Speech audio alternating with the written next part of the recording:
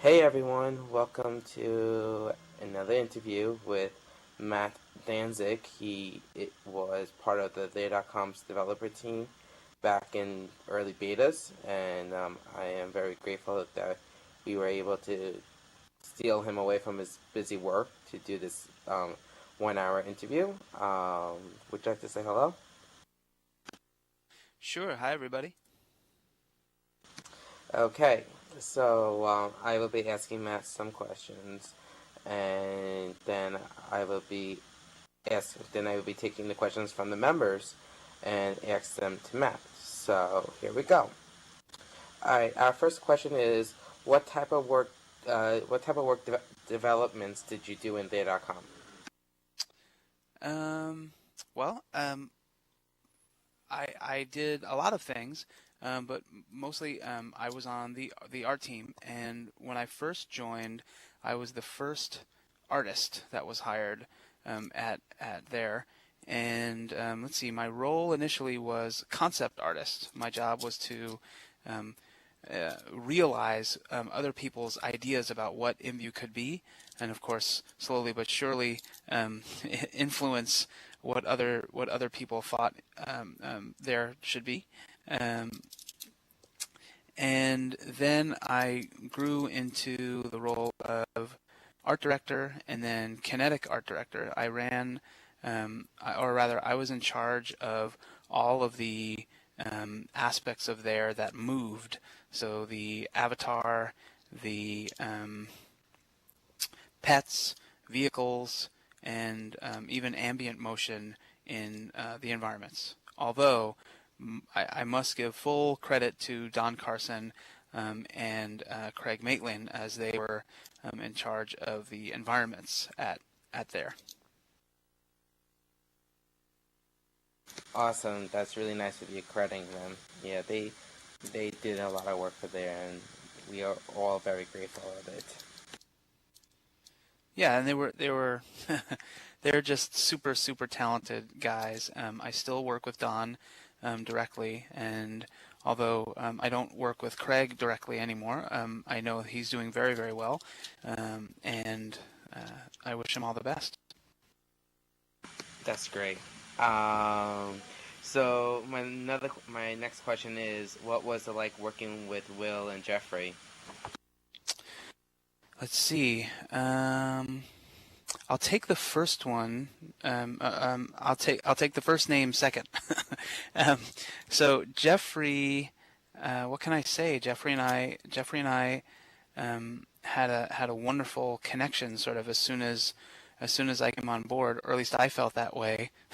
Jeffrey, if you're listening, um, he Jeffrey is just wonderful, and so he's the guy who would stay up all night, late nights, trying to get that one feature to work really well. And by work really well, I don't just mean that it functioned, but that it behaved really well. That it was charming and fun and lovely. So, for example, when I first came on, Jeffrey, one of his main projects was building the dog, and the original dog at there was so cute. It was so great, so cute. We ended up not going with it initially because of the CEO at the time thought that um, consumers of virtual worlds wanted more realistic things, um, and so we had to move on from that dog. But man, I miss that dog. Such a cute dog. It was just too. The body was a round ball, like a hoppity hop, and the head was another ball, and it just it just bounced around, and was able to catch frisbees and walk with you, and it was just so wonderful.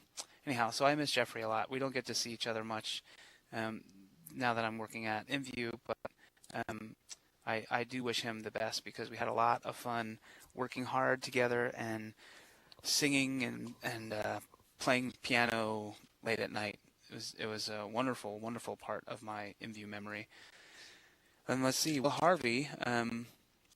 I, I got to work very, very closely with Will Harvey because Will and I started a company together once we left um, um, there. And that company is called IMVU or IMVU or however you want to pronounce it, Quahog. Um, and so Will and I worked very, very closely together for many years. And let's see, at Air, we worked closely together on several projects like the Avatar system, the terrain editor, the several vehicles like the hoverboat, um, and several other vehicles like the jetpack and the hoverbug, and a lot of the more fun projects like that.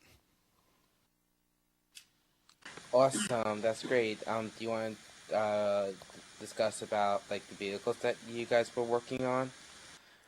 Sure. Let's see. So the first few vehicles that we made at there, they're all prototypes, and they were wonderful in their own right, but they weren't charming. They could have used a lot more work, or insofar as like when somebody walked up to them, we wanted people to go, "Oh, that's cool," and know what it was immediately. And that wasn't always the case with a lot of the early vehicles that we built. Um, However, the behavior of those vehicles was always really fun, because we had the physics running, and it was really fun to be able to hop on a jetpack or a hoverbug and fly around and explore. But Will and I really wanted to make vehicles that pushed the boundaries a little bit of what a virtual world could do. So we looked at the buggy, the two-person and the single buggy, and we thought, if we were designing there from scratch, what would we really want? And I said, well, I really like to fly. I mean, regardless of the jetpack that we have, and we had been working on jetpacks for a long time at this stage, but I really wish I could fly, and I don't wish that I could fly like a plane, where I'd need a runway to land. Rather, I wish that I could fly, like I could just lift up into the air and swoop and just otherwise enjoy myself, like a theme park ride or something. Um, and Will, we didn't resolve it that day, but Will went back and was thinking about what I had said for a long time, and one day he came back and he said, you did a couple of drawings very early on about some flying devices that could be fun, and so we poured through all of my old sketches, which I can show you at some point if you'd like. And I had Awesome. animals, flying animals in there, and all all kinds of really wacky stuff. Flying cows you have? We had let's see, we had flying manta rays. We had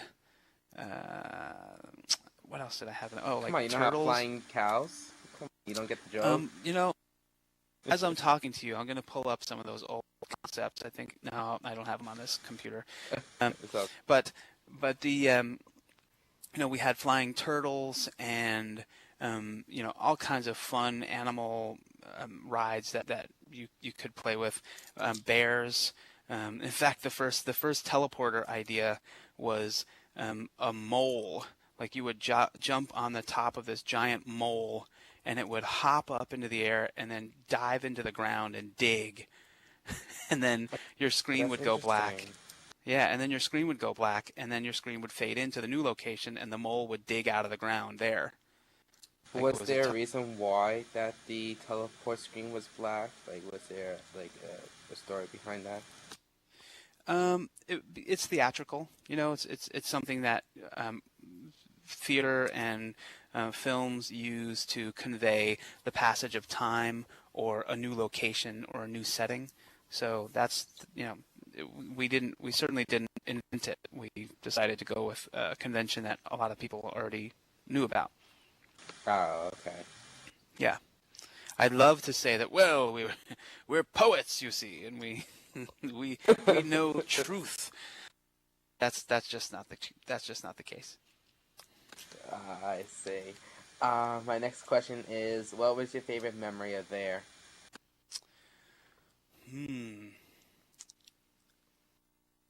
In there or in at their offices.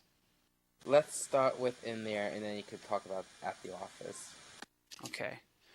So in there,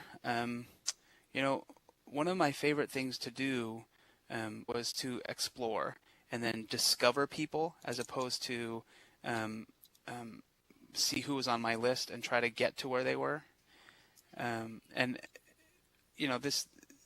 this kind of made me a loner when I was using there. But I always just thought it was right. I always just thought it was so much fun to just see what was going on in the virtual world that I was not in charge of, and or that even people were not in charge of. Especially once we introduced some artificial intelligence and some life out in the world, it was fun to just go see what that life was doing, and what it was spending its time with. And so I would love to hop on the hoverboard, which it's just one of my more favorite things that we had built, both from a design standpoint and from an activity standpoint, because the hoverboards were so fluid. You know what I mean? They Yeah. they were the vehicle that reacted the most with what there was, like this physical place, but weren't jittery and hard to manage like a buggy. Yeah, I know what you mean. I remember Yeah. when I was like just driving around islands to islands. Whenever I flip over and I almost landed on my head, it would just bounce me right off the vehicle. So luckily, I don't break my head. So what about the office did you like about? Well, and before we get there, one of my Oh other yeah, one of my other one of the things was to go. I had two kind of favorite locations. One was Saja or Saya, however you want to pronounce it, because I was the art director for that environment, and by the way, great job on that. I gotta really thank you on that because the design look of Saha is actually pretty outstanding. Like how like everything is like floating in the air, but you don't like see like the like a glowing thing on the bottom to actually like hovering. You know what I mean? Mhm. Mhm. Yeah, and so I really like the way that came out. The art team just did a great job on it, um, and so I liked going there and sort of floating around, and again seeing what would happen, and sort of casually, mistakenly coming upon people, just finding them and going, hey, what's going on? Another thing was I love to. There was an Easter egg location inside of one of the temples in the monkey ruins, and so if you knew where the secret entrance was, you could Oh, get I know you're into talking about. Yeah. the Clucky Shrine. And so I have a thing for chickens, and so every project I work on, including there, always has some chicken references. And so we built this shrine to a chicken, this chicken that had fought in some war or something, and he was under a spotlight in this sort of basement deep within this temple, and I loved going there and hanging out because I knew that the people who happened to make their way in there were like hardcore. Ah, You know? now, well, now, no, what's interesting is that why was the chicken in the monkey ruins and not like in like some other location? Well, because we worked really late. we, we worked really late hours at there. We worked really hard, It was not uncommon for me to work 72-hour days at there, especially in the first couple of years. And so, um, what sounds like a wonderful idea after not having slept for a long time might not always be a wonderful idea. And so that's why Clucky ended up in the monkey ruins and not some monkey statue. But it ended up being fun because, um, some of your users might, or your listeners might, know that the whole Clucky thing was or the whole chicken thing was pervasive in there for the people who had been around for a long time. It wasn't like everybody really loved chickens, but when you saw a chicken, or when you interacted with some sort of like hidden chicken thing, it sort of set you apart. It made you cool, and so that was the kind of thing I was after, is some sort of universal language that was funny but meant something more than just a gag, something that would Yeah. be pervasive. So do you Yeah, I do you know. agree? I mean, did that work? Yeah, definitely. I actually do agree on it. I remember when I was paintballing with Bash Community. He was hosting a paintball event. I think it was like late in the fall of '09, I think it was. And he was hosting in the Monkey Ruins. And while we were painting, I jumped off the tower and landed in the chicken hidden area, and I would hide in there, and whenever I saw Vash or any of the members, I would just shoot them up in the air, and they don't even know where I am, and they're trying to shoot me. I'm like, yeah, nice try, good luck finding me. Nice. Yeah, it was easy to be a griefer for a long time. Very easy. Yeah. So, what about the office did you like about like the staff? Well, we had a great team. I mean, you have to understand we were very much like a military organization. We worked very very closely for years, and with very tight deadlines and very very tough um, um, design decisions. Like, hey, we'd like to make a ball, a beach ball, and then our engineers would come back and say, "Hey, that's great. You can use 7 polygons to make that beach ball, or else it won't work." You know, and so seven polygons to make a beach ball is tough. It's tough, but so we No, worked we right? worked really closely together, and we had ups and downs, but mostly ups because we were working on something new that could change the world. And you have to remember, at the time that we were working on this, I mean, the success stories of that era, like the Second Lifes and the World of Warcraft, um, didn't even exist yet. And so we were doing something that really, to our knowledge, no one else had ever done, and tackling problems that there were no, you couldn't go to Google and search how do you make a physics engine. Whereas today, there are tools for that kind of thing, and they're pretty Yeah. cheap actually. If we had only known, but we worked really really well together. We got together outside of work. We hung out all the time, and we're good friends, and a lot of us are still very good friends. And other things, we at one point, Will Harvey, as a present for everybody for working so hard for so long, got everybody in the office these little electric scooters, Oh, that's so and funny.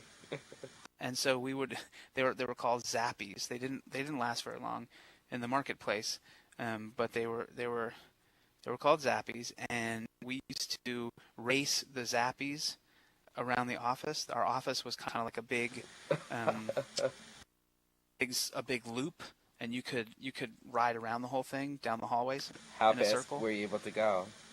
Um, Probably like 15 miles an hour. Nothing. I mean, nothing crazy, but fast enough that if you fell into an office, a door frame or something, you could probably get Ooh, hurt. Yeah, Yeah. but those that was really fun. And we used to have what were called their ball fights. Somebody bought, like 10,000 of these foam Planet Earth balls, and then had the their logo printed on them. And we used to, we used to just throw these things at each other and pelt each other. And I will say They one of broke our something. engineers who I still know has a mean fastball. Amazing aim. Oh, so what happened to that? Well, he was very good at throwing foam balls wherever he wanted them to go very quickly.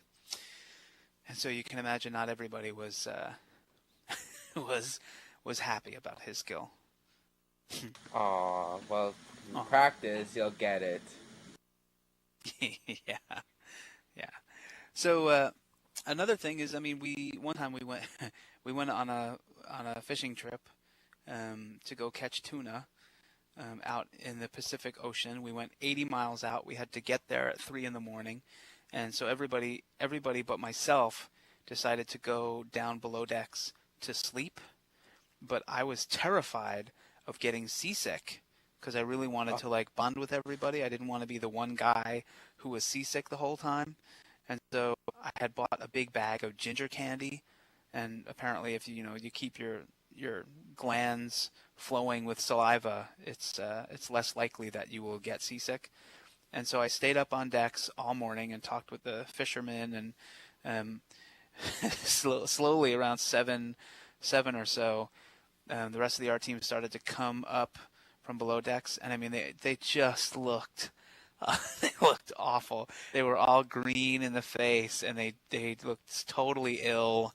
And I think I was the only one who didn't vomit over the sides of this of this boat. The poor boat must have just been like just covered on the stuff on the sides. It's just and just the ridiculous. ocean.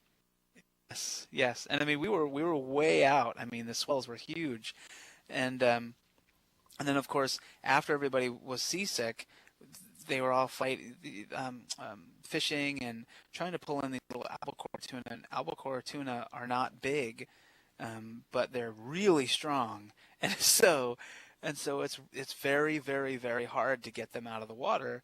And when you do get them out of the water, they're jumping and like moving their razor sharp fins as fast as they can. I mean, it sounds like a jazz drummer playing the drums on the deck of the boat, and you have to step on them and hit them as hard as you can with a big sort of wooden mallet or the wooden end of an axe handle, and kill them. Like that's the thing that most most people don't understand when they go on fishing trips is you're killing something.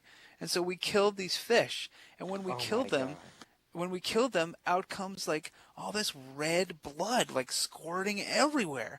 And so people are covered in the stink of fish, and they're covered in like red blood, like they were just part of the Texas Chainsaw Massacre. Nice, thanks, Vicky. and so they all of them, most of them anyhow, got even more sick, because they're covered. And then the ride back was of course very somber and quiet. We had caught a lot of fish, but we were covered in butcher. Well, now you all know how the fishermen these- feel when they go fishing to catch all these fishes. That's right. I have the feeling that fishermen are better at it than we were. Yeah, I'll make Yeah. sure that I go to a fisherman expert before I come to you. So those, I um, mean, I could go on and on, but those are very good memories that I've had. well, that's good. As long as you had a good time and they had a good time, that's all that really matters. Who cares if you got blood on you? You know what I mean? You can wipe that off, but the memories stay forever and ever. So, Now, I know you talked about some developments like the hoverboats and the dogs and other things. Like, what else? Could you explain about more about Saha? Like how that came along? Can you repeat the question? The connection broke up a little bit. Oh, I'm sorry.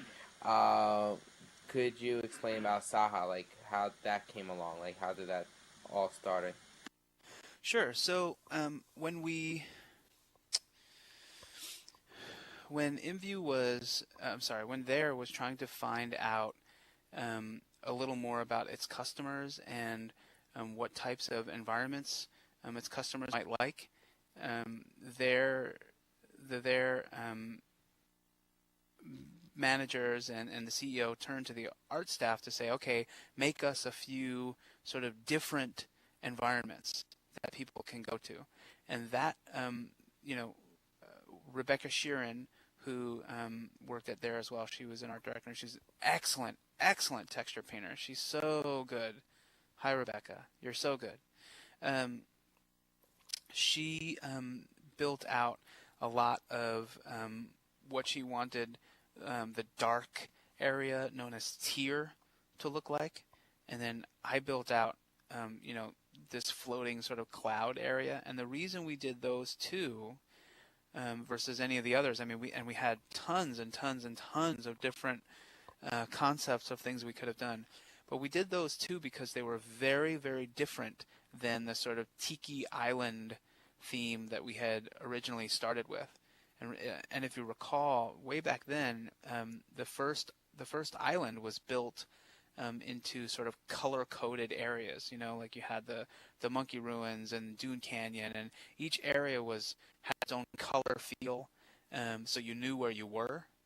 And we wanted to do the same thing, but have it be a completely different location, but still be there. Does that make sense?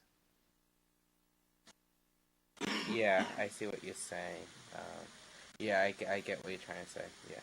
Right, and so because we wanted them to be very very different areas, it meant that we wanted to push some of the fantasy aspects. At the same time, we saw a lot of what was happening around us. World of Warcraft was just sort of getting underway, and a couple of other people were doing all kinds of different products that um, were built for a particular audience.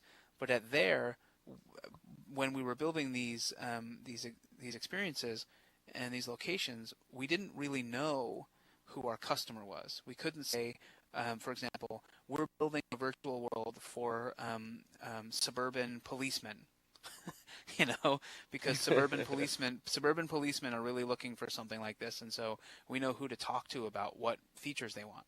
We didn't do any of that. We didn't know any of that, and so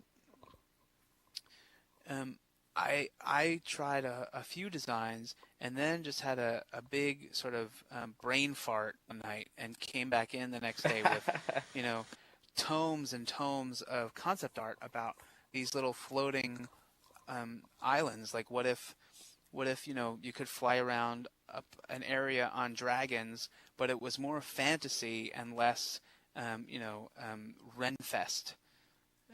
And so we ended up never building the dragons, of course, but we built the locations and let people fly around using jetpacks. And that was a tough design job, of course, because remember the recurring theme with most things art related on their engine. Are that you're constantly trading off between your vision and the technical realities. And so, I had envisioned vast seas of islands and, shopping malls on different islands that were connected with bridges and, all kinds of stuff. But we ended up only being able to build, 1/100th of the original idea because of our technical constraints. But that said, it still has the basic feel. It's got the color scheme that we wanted. It's got the basic textures we wanted. It feels like everything is being held up by buoyant objects, and I really like the way it came out. Additionally, I like the way that tier came out, and I like the way that they had built all of the little talismans and runes and the kind of maps that they had built out. Again, tier we only built a small percentage of what we originally had designed, but it really came out pretty cool, I think. Yes, it definitely did actually come out really nice. I remember I was doing a quest, and I had to go up to Saha and use my jetpack to get to the quest, and also look for like their monitor. That was like a weekly event that you had to do. It's actually really cool, and I thought that was great. What they was actually trying to do is that they were trying to get the members to explore there instead of just staying in one location. Okay. And I think that was actually pretty cool, like how I was able to see the original designers that made there and see what kind of work they put in, and it actually came out wonderful. Cool. So, Yeah, I will say I don't know, on the tail end of that experience, I don't know that I would choose to do it again, only because now I know how much work it represents. But at the same time, um, I learned a lot, and I worked with really incredible people, and I would not trade those relationships for anything. that's really nice. That's really nice to say. And I met some really wonderful people that were members. I mean, I'm just meeting you guys, over the last couple of weeks, but I'm still in contact with several people who were their users. Yeah, it's interesting because like the whole point of there was like trying to meet new friends and explore and socialize, and no matter what, we'll always be socializing. And even though you may be thousands of miles, you'll never stop talking to your friends from there, or your staff friends at all. You know, because you'll always still be together no matter what, and it's really wonderful. Cool. Well, appreciate that. No problem.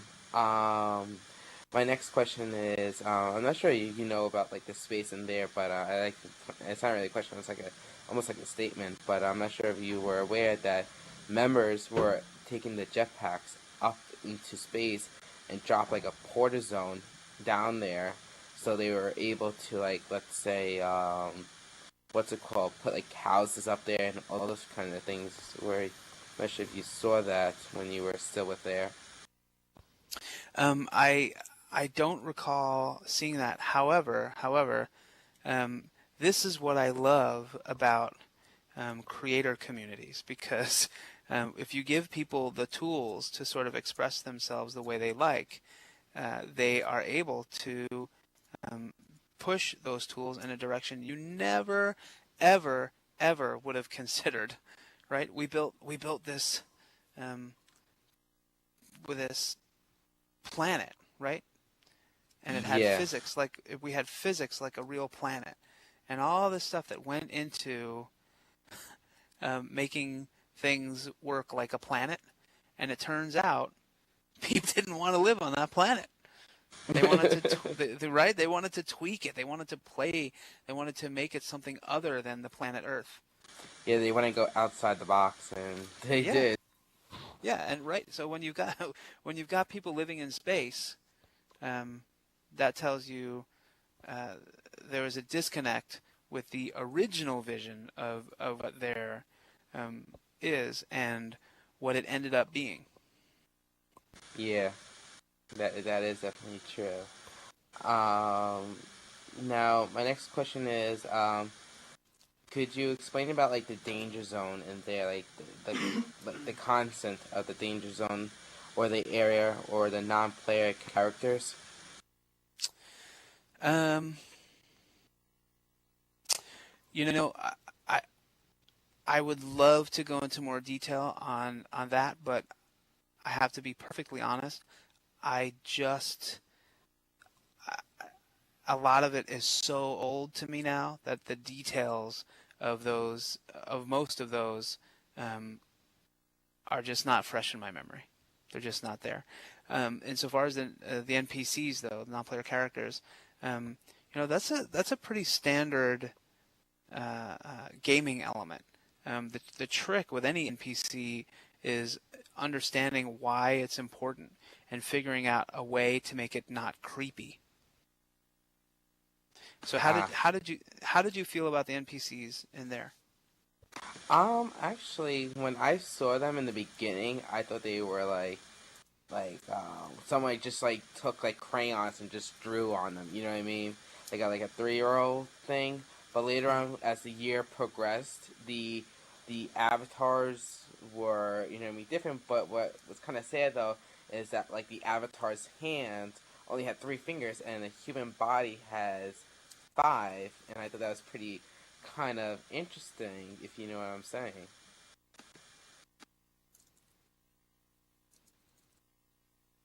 I do know what you're saying, and I mean, really, what can I say? Yeah, you're on the Yeah. money. Yeah, that's true. That is true on that. But otherwise, actually, the avatars did look really nice in there, and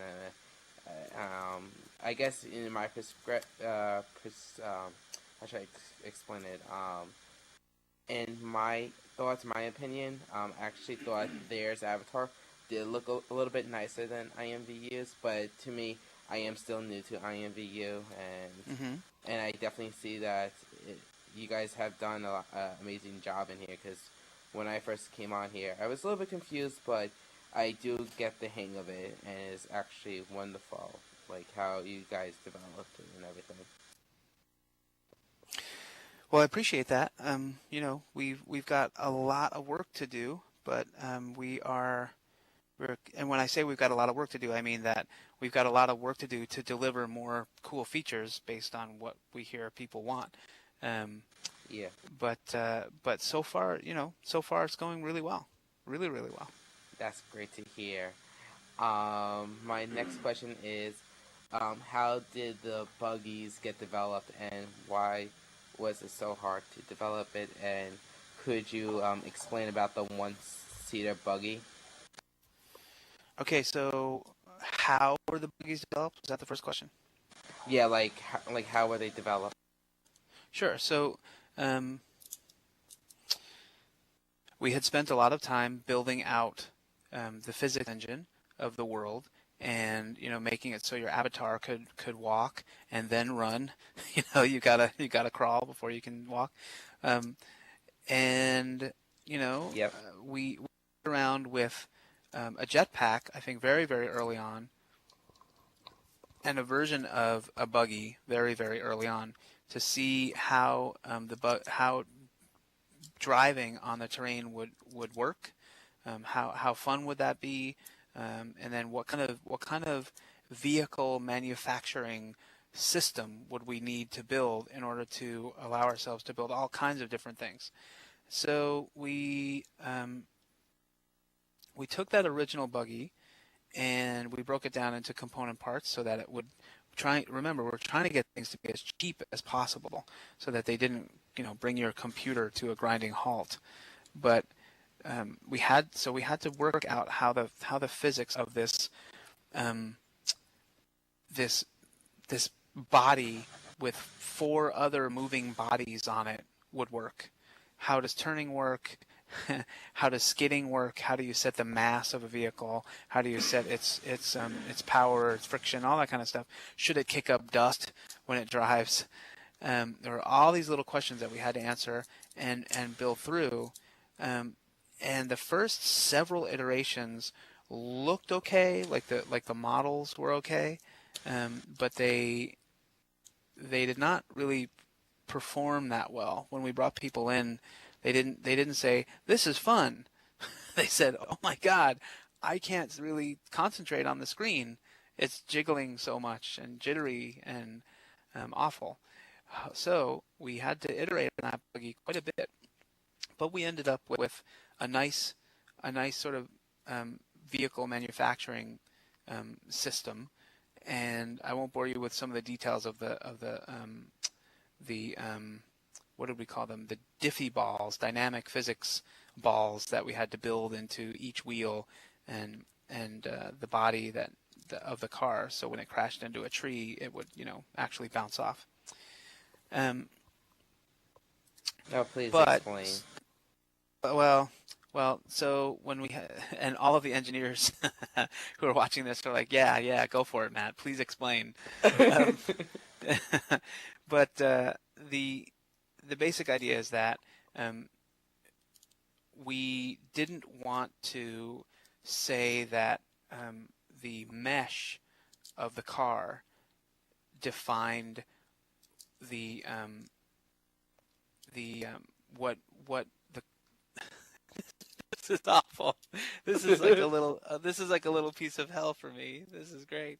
Well, what I mean is we didn't want the geometry of the mesh to be what we had to calculate when we were considering whether or not the car crashed into the tree. Instead, we said we don't care about the geometry of the car. Instead, we've got this sort of invisible round shape that is easier to calculate. And if anything tries to bump into this round shape, the round shape is not going to go through it. It's going to bounce off. And so that ball is called a dynamic physics ball, or that's what I think Diffie stands for, and we we call them Diffie balls, and that meant all kinds of things. Like each Diffie ball had its own, very very detailed set of physics that went with it. You had the what was the weight, what was the air friction, what was all this kind of very sort of mathematical equation kind of stuff that was very, very, very, very hard for a non-engineer to work with, by the way. And so we massaged that system to be something that was a little easier to work with, and ended up with a buggy that worked pretty well. And then we thought, not everybody wants to get around with their friends, and so let's make a smaller car that is a little faster. Maybe people will want to buy both of them, and so that was why we did that. And then of course we built a whole bunch of different vehicles like that Jeep and the truck and all kinds of stuff. Yeah. What about like the one-seater buggy? Like I know like now they're like two-seaters, you know what I mean, and four, but like how come the one-seater buggy never got officially public released? Because I think that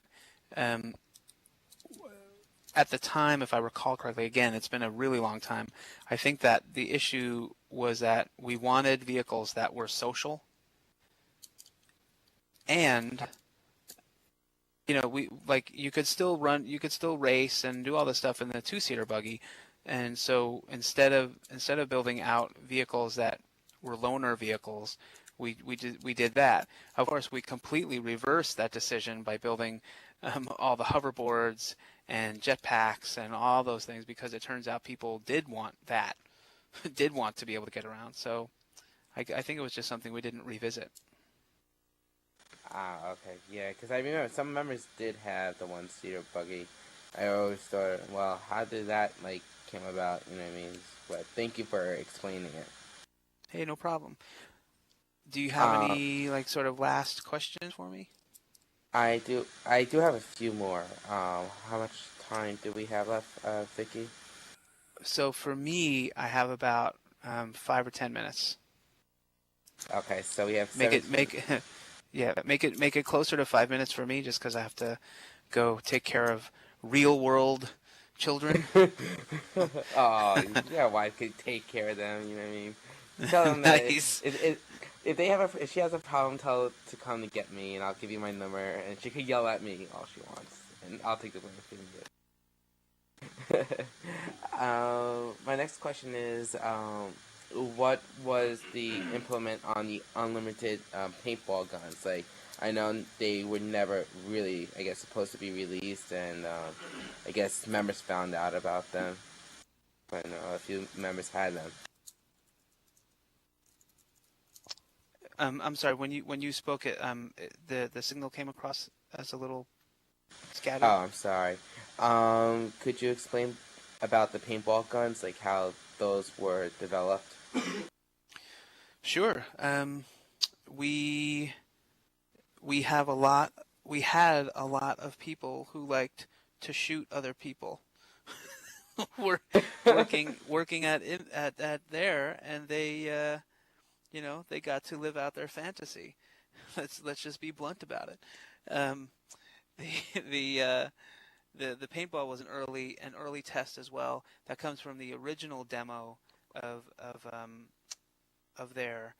In the very original demo, it was a small world that Will and Jeffrey had built, and that small world had a train, and you could hop on the train and ride around the terrain, and go to a little pond, and on your way to the pond, you could pick up a gun, like a rifle, and Oh you my could god. see there were ducks, and when you came too close to the ducks would decide to fly away, and you could shoot the duck, and one duck, typically would fall into the water and float there, and then near the water there was a little box that said raft on it, and when you clicked on that box, a raft would inflate, and you could hop on the raft and row over to the duck and get the Oh duck my god. and collect points, and then you rode back. And I mean, really, this is all very rudimentary. The avatar was um, um, it was all procedurally generated, so it was all code, um, and it was cool in its own right. Don't get me wrong, it was pretty cool, but aesthetically wasn't where we ended up. And so then you could hop back over once you'd row back, and then up would come your dog, this beautiful dog. It's just so cute, and you could pick up a frisbee and play frisbee with the dog, and he would go catch it and run back and drop it near your feet and arf arf, like, let's do it again. uh, and there were all kinds of really wonderful magical moments um, um, in that early demo like that. And so the being able to shoot things, and having those things interact with you based on your shooting was part of there from sort of day one, or at least part of there from day one from my joining. And so we decided very early on, like, this is pretty fun. Let's build an experience, a gun experience. And so of course, people in the room were like, and so you think it's okay to build an experience where people shoot each other? Right.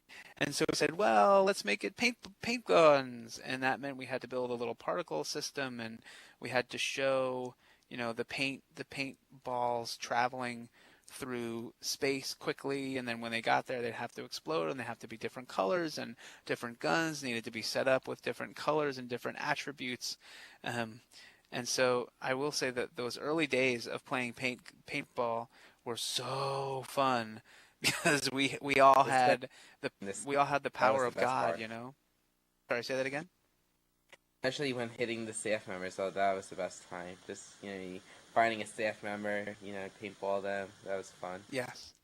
So, but we all had the power of God, so we could go in and make our paint guns just like incredibly powerful. Like, and so it was a real pain in the butt if you got shot. You would find yourself like 13,000 miles out at sea. No way of God, getting that's back. torture. That's mean. Yeah, but That's but at the same time, it meant the stakes were high, and it made the yeah. game fun. You Yeah, should have gave them like some kind of force field so they could at least do it to you. right. And actually, so um, on the paint gun thing, um, as we were building out new versions of paint guns, and we had a plan of building, like a line of 25 or so that were all different, had different behaviors and shot electricity or shot chickens, that kind of thing. Um, we decided it was a good idea to take our then intern Julie Chin, who was an animator with us. Hi, Julie, and to take her to a shooting range, like a real gun shooting range, and film her shooting a very, very powerful 45 caliber handgun. Oh my god. It was, yeah, it was it was not the brightest thing to do in the world, but we put one bullet in the chamber, and we said, "Okay, Julie, we're going to film you. Just hold the gun and fire away." You know, the thing was really heavy in her hands, and she actually she had a good shot, but we filmed it in slow motion, and I think one of our members of our animation team probably still has that video of her arm sort of like jello in slow motion being put back in space. It was very, very funny. Very funny. Yeah, that is pretty funny. So is that how the arm movement goes up? Is that because of her, like how she was shooting the paintball gun? I mean Yes, it the is. regular gun. That's Oh, that's exactly right. interesting. Now we know. Like no, I was just curious with the paintball gun. How did like you get the way where the avatar like shoots like all the way? You know what I mean? Like once the paintball gun hits you, like bam, like you start flying off away. I'm not sure if you know for sure about that. I don't remember that. Ah, okay, no worries. Sorry. Um, no problem. I guess one more question, and then I think we'll close for the day. And for those members who I know didn't get their questions, don't worry. I'll get in touch with Matt one more time and have him write it down, and I'll just post it on, I guess, on the site or into the Facebook page, and you'll get your answer from there. And I apologize about that. Um, so one more question is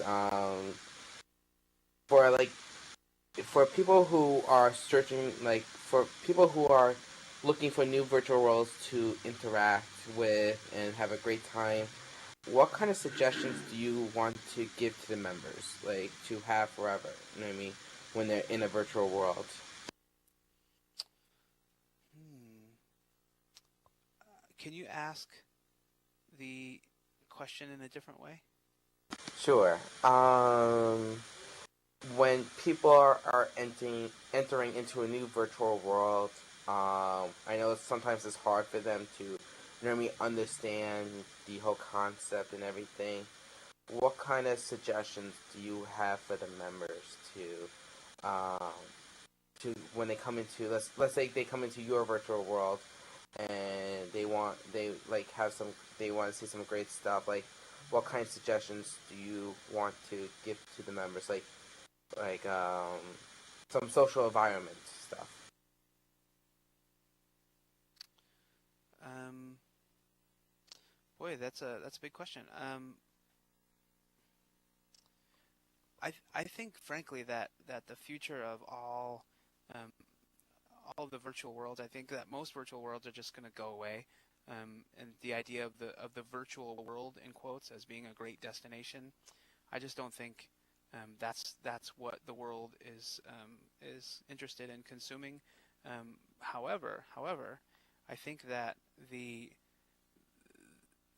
gameplay of what virtual worlds offer, and like um, the social interactions and the sort of close relationships, the really tight bonds that you can create with people, I think that is where the world is headed. What's nice about what we've all learned about the virtual world space is that this what we call personalized anonymity, where you don't really know the person on the other end, but you get to know them initially by their creative choices. And so it doesn't matter if they're, a hunk in real life or hot in real life, or if they're not in real life. What matters is what's in their brain, who their mind says they are. And I think that matters more and more and more as we become connected virtually on our phones and on Facebook and all the different places where we have personalities. And so to people searching out those types of relationships in using computers, I say look for those services that allow you to be the most creative, that allow you to express yourself in the most amazing ways. Obviously, as the co-founder of InView, I want to push my own product. However, InView is not right for everybody, and it might be that you're looking for some other sort of creative outlet, like if you really like writing or if you really like making music. However, if my guess is that we are all in for a wonderful, wonderful ride, as a lot of the technology that allows people to connect and make really meaningful friendships based on who they want to be, or who they really are inside versus how they were born. I think we're all going to be very, very surprised in 10 years to see that things like InView and things like things like Second Life, parts of Second Life, will be commonplace. Thank you so much for sharing that. I really appreciate it. No problem. I hope I answered your question. Yes, you did. Yes, you did. I guess we will conclude this session with another interview with Matt. I'd like to thank Francis7, aka Virtual Vicky, for taking time and recording this interview. And I definitely like to thank you, Matt, for taking your time away from IMVU and your family and spending time for an hour doing this. And I am very grateful of it, and as well as every other member as well are grateful at it as well. And thank you so much.